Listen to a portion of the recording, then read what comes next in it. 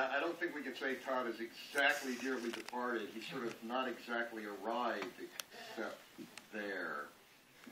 In reality, Todd was taken ill, could not be here this evening, much to all of our regrets.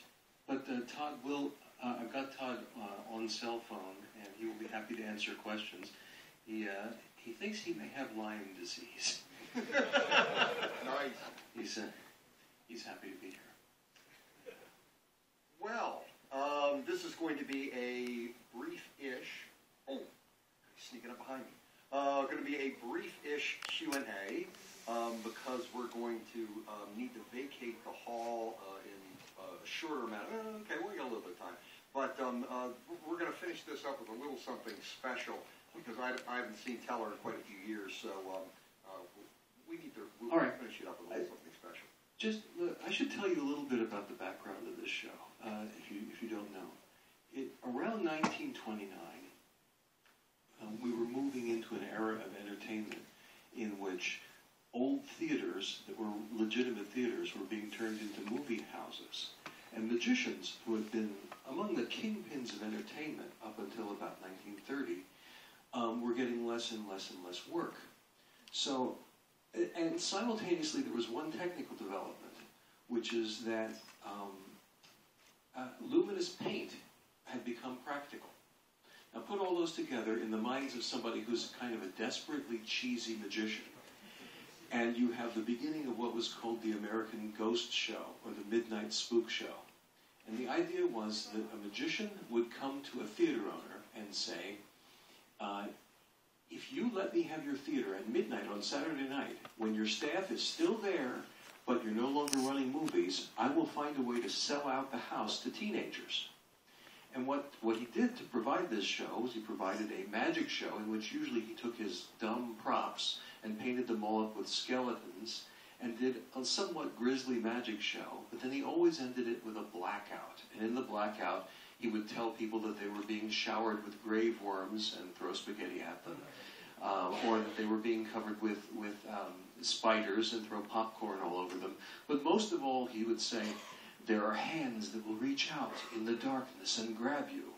Well, of course, it was an audience full of teenagers, so he didn't have to do anything at all to provide that. And the shows were incredibly popular, and they were imitated over and over again all over the country, and it was an absolute craze. They sold to packed houses. They were doing business like nobody else was doing. And that was sort of the beginning of the idea behind this show. And the question that we were asking ourselves was, what if you did a ghost show that actually had some content to it, and had, better than just cheesy old painted up props, but some real dark, deathly ideas? And it began. This particular show began with an off-Broadway show that Todd did called Dark Deceptions, in which he told the entire audience that he was going to play the role of a spiritualist minister. And you see the relics of that still in his costume, with that white suit, that priestly white suit. And he would say, you'll be my congregation, I will be the spiritualist minister. You will pretend that you believe that I can contact your dead, and we'll have a load of fun. And then that show, he performed at a place where I was performing, where I was directing a version of Macbeth. Eventually the two of us got together and developed it into the current show, Play Dead, which ran 9 months off Broadway, not last year, but the year before, and had quite a jolly good run. That's just the general background. How about some questions? Yes, sir. When did the ghost show start to die out?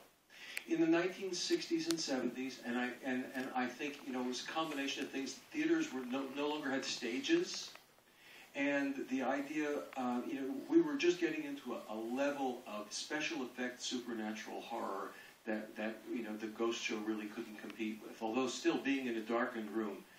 I tell you, every night I would get the stage manager's report out in Las Vegas. I would hear from New York what had going on in the auditorium. And very much the same situation obtained with sophisticated New Yorkers as had obtained with rural youths. People would say, why, yes, that young lady had that young gentleman's pants entirely unzipped in the second row. There was a matinee that was all Catholic schoolboys who were necking in the back row. You see, the infrared footage that we show on this is infrared footage we had on the whole house for safety and for the security of our darkroom personnel as they made their way around in the dark. So it's still fun to be in the dark. Yes, sir. That film is 2 performances on a Saturday night, edited together, so those of you who are exceedingly astute will note that there is a blot of blood on Todd's face that comes and goes rather capriciously. Yes, but that was, keep in mind, about a month before the end of this, I called up Shade and I said, Shade, you know everybody in New York, you've directed films, I'm in Las Vegas, I'm stuck there, could you film this for us? And Shade, in a miraculous, within a miraculous sort of guerrilla force of New York news photographers mostly, Shade had seen the show dozens of times and knew exactly how he wanted to shoot it. And I think we had 5 cameras, did we? There was 1 backstage and then 4 up front. So we had 2 that we had to be all the way on the sides, and just shooting this thing was crazy because part of it takes place in the dark. And as you notice with all of our electronics, if you go to sleep in any room now, there's little red lights and little blue lights. So the cameras had to all be taped off. The cameramen could not take their eyes off of the eyepieces because it would let light out. So they were stuck like this for the entire time that it was being shot. And getting them, and they had never seen the show. 1 or 2 of them had seen the show.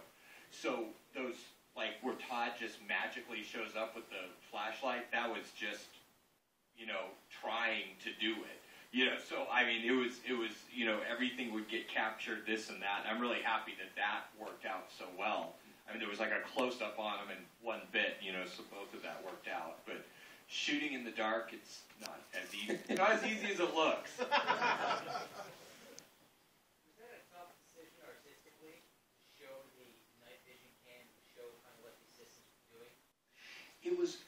Here's the thinking on it. The thinking on it is you're sitting in a movie theater and you have seen spooky special effects on a movie screen. So if all we did was to show you what the audience saw, you wouldn't get a sense of the reality of what was going on in the theater. And that's what this documentary is kind of there to convey. Also, I'll be very honest about this, to make those spooky visions really as ethereal as they were, and they were breathtaking. They were breathtaking. What we had to do was to illuminate the luminous fabric at the absolute bottom threshold of what the human eye could see, so that you would sit there and you'd be squinting in the dark, and those little dots that appear in your eyes when you've got your eyes closed, you'd be seeing those, and then just barely within those you'd be seeing these huge towering, luminous specters. And they're not photographable. So what we did, in fact, for this film was we recreated those in the editing room and then matched those up to the video footage so that you'd get the feeling of what you would have seen there, but without that sense of, where we're doing special effects for you, but trying to really give you an honest feel for what was in the theater.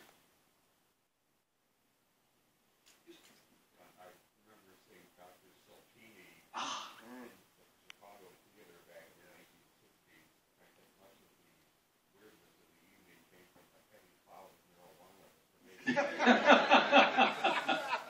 do have a question. What are your next projects? I saw you make that. I thought it was wonderful. I didn't see this, but I got it. Oh, thank you. My next big directorial thing, separate from Penn and Teller, would be a version of The Tempest, to be done in a tent, in roughly the style that you might have expected out of a traveling magician of the 1930s doing a tent show, on the Great Plains. We hope it will. We're talking with the Folger about bringing it here. It's being supported by ART in Boston, and it'll probably open at the Smith Center in Vegas in the sort of the lot outside the brand new Performing Arts Center there.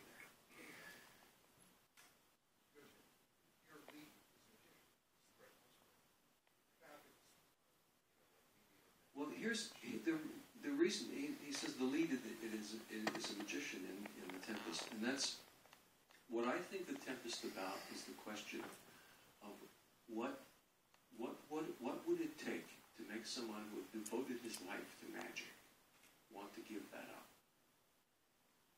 And so I thought that was a question that a character who is a magician playing Prospero would understand to considerable depth. And I'm about Prospero's age right now. I'm 64. And I'm thinking, I'm not going to be able to do this forever. What would make me stop? And that's what I think the topic of the show will be. And we'll use the repertoire of stage magic to solve some of the artistic problems that are inherent in The Tempest, which are multitudinous and variegated.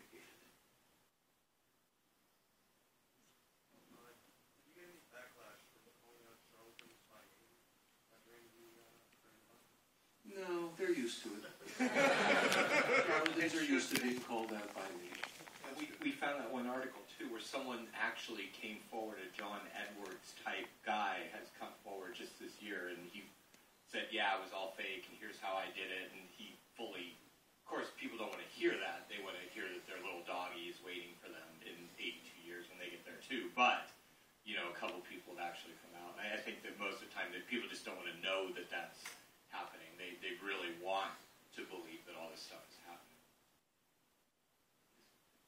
So after the live show, as people are exiting, Mm-hmm. there's in the aisles rose petals and pages of, people didn't notice what they were, but I picked up quite a few pieces. They're all ripped out pages of the Bible. Yes. How many people noticed? Were they upset? And how do you feel about ripping up a book in general? Well, as she remarks that as people left the theater, they found the theater littered with rose petals and pages of the Bible. We thought of that as Dorothy's Bible, Dorothy Bembridge's Bible, and we purchased lots of cheap Bibles for that purpose to provide them. They were also blood-stained. And the rose petals we littered because the feeling of rose petals when they hit you is very weird in the dark. Wet rose petals. It's a traditional seance sort of thing. So we were very happy with it. We thought it was most appropriate. I'll get a question from here, and then I'll call Todd and see what he might ask. Yeah. Okay. Yes. Yes, I was one lucky one who got to see the run, and it's true, you can't really tell from the film those effects you have in here. And I was just wondering, how many of these were fresh created for the show, and did you go in planning this, or were they adapted from other shows you've been trying to put together?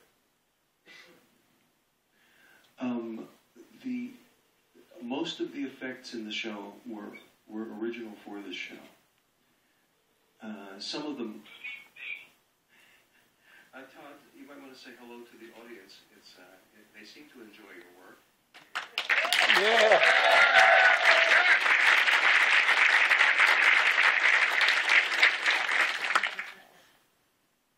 Well, thank you and good night. We were just asked about how we created the effects for the show. Some of them, most of them are actually our original pieces.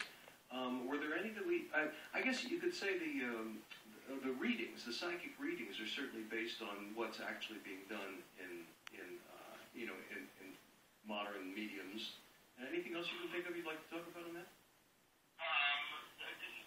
I think you may have mentioned that we sort of worked from effect back to method. We had an idea of what we'd like to put in the show, and then we called Johnny Thompson and said, we want to rip open the gut of a guy from an audience and birth a bloody dead girl out of him. How do we do that? And Johnny would pause and say, well, there's 5 ways you can do that. Only 5? Yeah, and we played around with all 5 of them, and you have to kill a couple of spectators. Research and development, it is for theater after all. We actually we did 3 workshops of the show because a show like this is so dependent on the interaction with the audience that it's really hard to get a sense of how it's going to play. And in earlier versions of the show, one way we killed the guy was by throwing him into the trap in the stage, and then you would watch him sort of fade away there. But it was an optical special effect, and it looked like an optical special effect. So in the last version, we decided on the tub as the more concrete and effective and brutal. It was a beautiful trick. I mean, it was a gorgeous thing to watch, but it just slowed everything down. And as much as we really enjoyed it, we needed a little something that had a different dynamic to it. Mm-hmm. So if anyone has any use for a very, very large prop that you have to build into a huge trap under a stage, we've got one for sale. Cheap.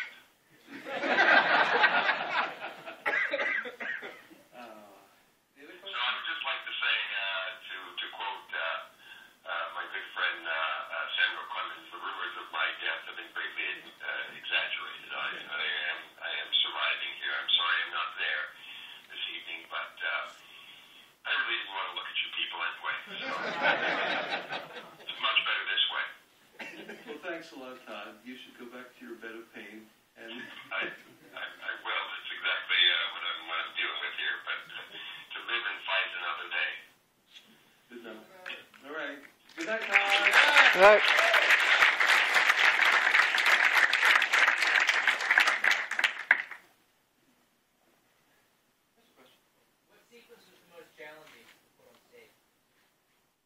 What sequence is the most challenging to put on stage?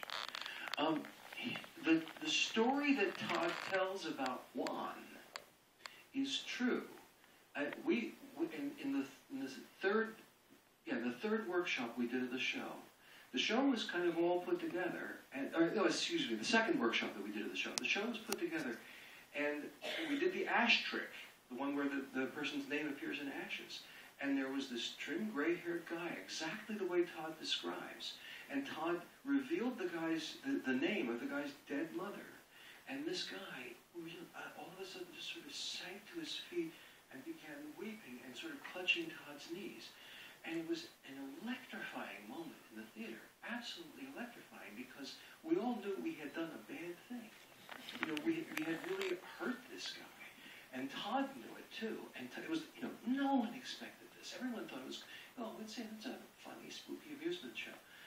And Todd brought that guy back, just by sheer honesty and will and love and intensity. Brought that guy back, and he ended up, hugging him and thanking him and going back to his seat, and everything was fine.